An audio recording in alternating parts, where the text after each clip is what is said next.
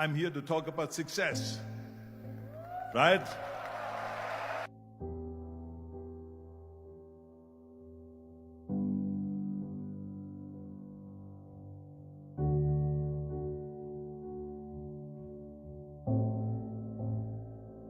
The first rule of success is to have a vision. You see, if you don't have a vision of where you go, and if you don't have a goal where you go, you drift around and you never end up anywhere.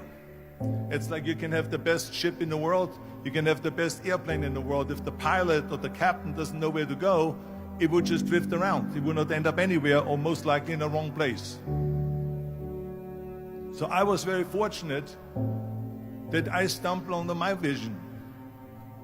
I mean, as you know, I was born in 1947 in Austria after the Second World War. And I didn't really like Austria when I grew up. I couldn't wait to get out of there. I couldn't see myself becoming a farmer or a worker in a factory or anything like that. Even though my parents wanted me to stay there and have a normal life. My father wanted me to become a police officer like he was.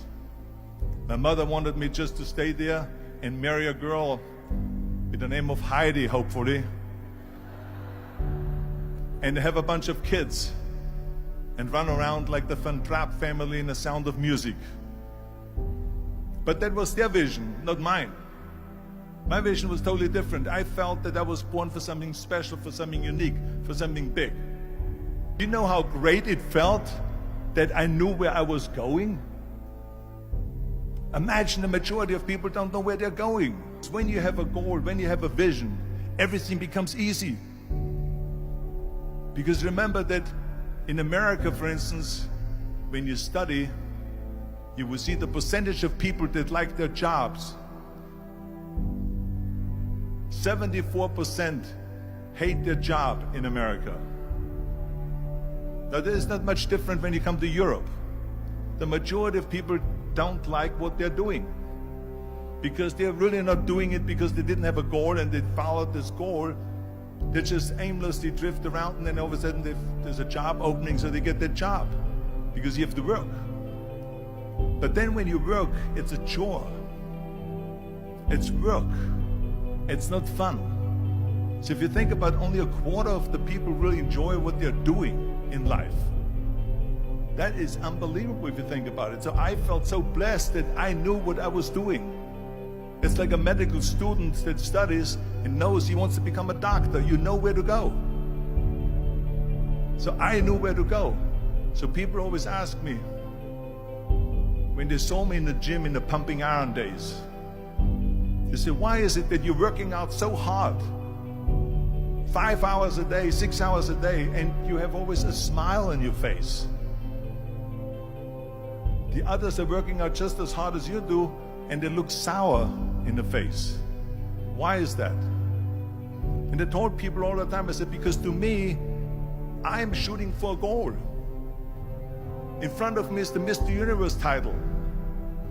So every rep that I do gets me closer to accomplishing that goal, to make this goal, this vision, turn into reality. Every single set that I do, every repetition, every weight that I lift will get me a step closer to turn this goal into reality. So I couldn't wait to do another 500-pound squat. I couldn't wait to do another 500-pound bench press. I couldn't wait to do another 2,000 reps of sit-ups. I couldn't wait for the next exercise, for the next half hour of posing and all the kind of things that you have to do to be a champion. And with the age of 20, I went to London and I won the Mr. Universe contest as the youngest Mr. Universe ever. And it was because I had a goal. So let me tell you something, visualizing your goal and going after it makes it fun. You got to have a purpose no matter what you do in life. You got to have a purpose.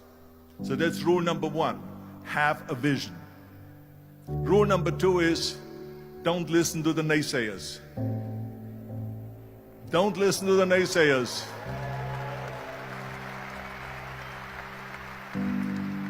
Everything I ever did, the thing that I heard out of people's mouth was, that's impossible. that can't be done or no.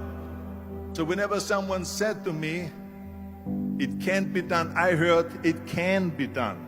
When they said no, I heard yes. And when they said it's impossible, I heard it is possible. I'm a strong believer of what Nelson Mandela said, that everything is always impossible until someone does it. Well, I'm going to be the one, I said to myself, I'm going to do it and I'm going to show it to them. Maybe it has never been done before. That's perfectly fine with me. But I'm going to do it. And I did not listen to the naysayers. Next thing, the third point that I'm going to make to you is, before we sit down with Jürgen and talk about the rest of the three, is work your ass off. There is no magic pill. There is no magic out there. You cannot get around. You have to work and work and work. And it drives me crazy when people say they don't have enough time to go to the gym for 45 minutes a day and work out. Or to do something for 45 minutes to an hour a day to improve. If it is physically improve or if it is mentally to improve.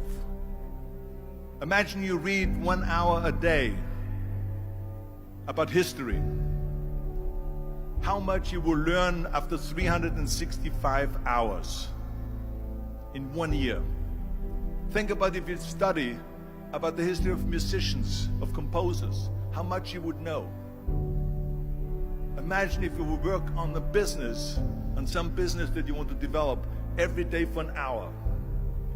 Imagine how further along you will go and get. So it drives me nuts because when people say we don't have the time, we have 24 hours a day.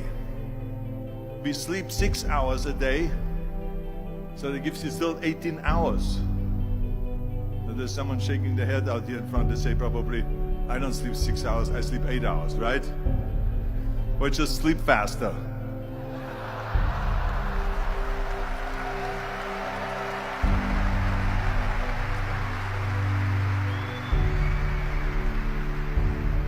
So we have 18 hours a day. The average person works around 8 to 10 hours. So let's assume it's 10 hours, so we have 8 hours left.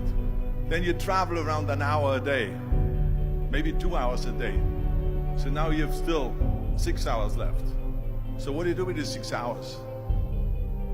What do you do with these 6 hours? Then we eat a little bit, then we schmooze a little bit, talk a little bit to people and all that stuff. But you can see how much time there is available if you organize your day. So you got to work hard.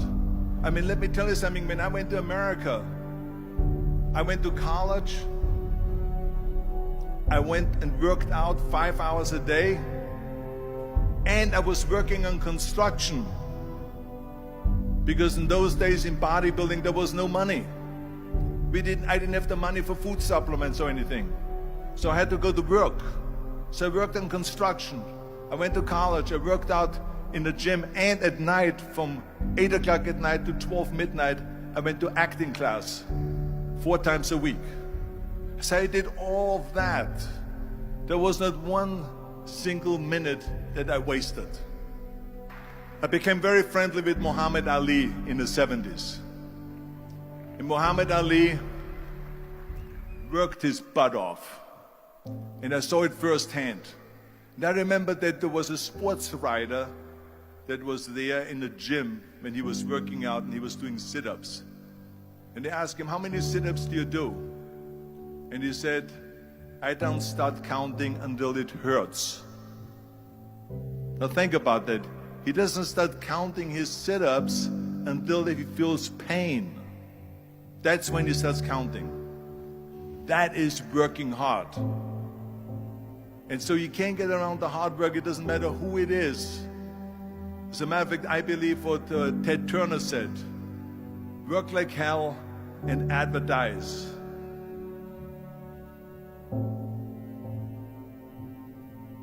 You get it? Work like hell, go to bed, and early to rise. Work like hell and advertise. So you work your ass off, and then you let the world know about your work. That's what it is all about. Let people know. If you have a company, if you have a movie, if you do sports, work your ass off, but then advertise and let everyone know. I hate Plan B. And I tell you why. Because we have so many doubters, as I've said earlier, the no-sayers. We have so many of those people that say no and you can't do it, it's impossible. That is okay because we just turn off, as I said earlier, and we listen and we hear the no being a yes. You can't do it, you can do it, and all of that. So that is possible to do that amongst all the negative people around you. But when you start doubting yourself, that's very dangerous. Because now what you're basically saying is that if my plan doesn't work, I have a fallback plan. I have a plan B. And that means that you start thinking about plan B, and every thought that you put into plan B, you're taking away now that thought and that energy from plan A.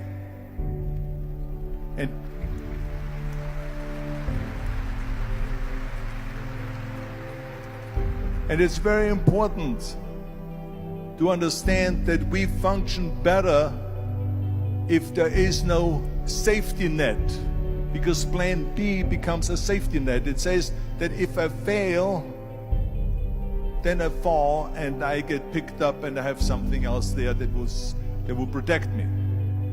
And that's not good, because people perform better when there's no safety net.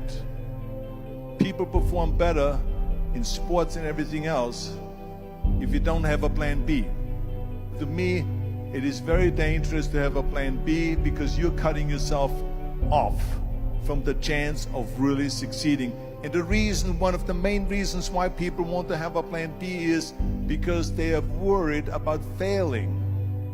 What is if I fail, then I don't have anything else? Well, let me tell you something. Don't be afraid of failing, because there's nothing wrong with failing. You have to fail in order to climb that ladder. There's no one that doesn't fail. We all fail.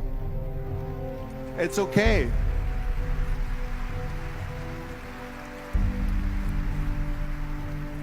What is not okay is that when you fail, you stay down. Whoever stays down is a loser. And winners will fail and get up. Fail and get up. Fail and get up. You always get up. That is a winner. That is a winner. Hey, we all lose. We all have losses. This is okay. And this is why I say don't be worried about losing, because when you're afraid of losing, then you get frozen. You get stiff. You're not relaxed. You got to be, in order to perform well in anything, if it's in boxing or if it is on your job or with your thinking, is only happening when you relax. So relax. It's okay to fail. Let's just go all out and give it everything that you got. That's what it is all about. So don't be afraid to fail. This is one of my 6 rules to success. You can only feel complete as a person if you think about what can you do for your fellow member around you that maybe needs help. I felt like that. Everyone has a different motivation why you get into that. I was an immigrant going to America, and I saw how America was the most generous country in the world. I mean,